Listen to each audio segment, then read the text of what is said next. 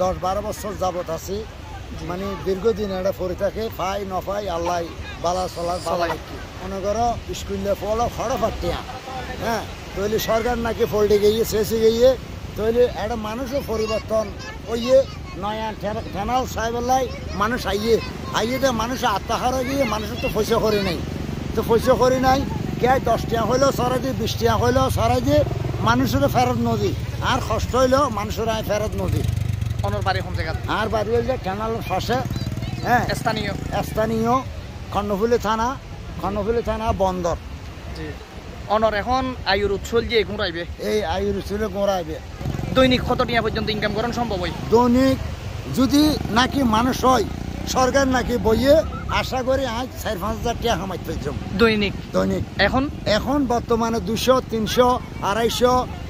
500 700 শুক্রবার দিন 1000 নোক হয় আর ইও জামিন করে ফরফাইলি বলে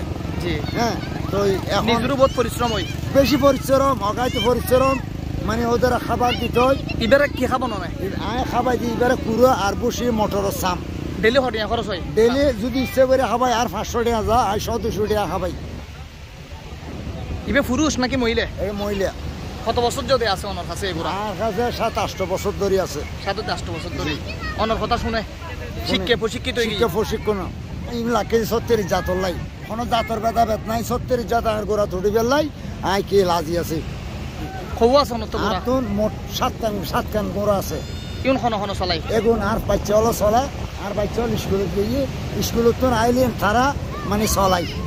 তো হন গোড়া বাঁধিলে কি আর বাচ্চা স্কুলে ছুটি নামো ছুটি হইলে নাকি 4টা বাজে আইব ঘন্টা দিও কিছু পাইলে ইও যথেষ্ট ওরার প্রতি 1000 পাই 500 পাই 600 পাই 500 পাই হ্যাঁ 200 পাই বা যদি 9 পাই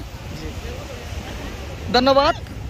ইনশাআল্লাহ আবার দেখাবো দোয়া রইল অনলাইন আসসালামু আলাইকুম ওয়া বারাকাতুহু ওয়া রাহমাতুল্লাহি ওয়া বারাকাতুহু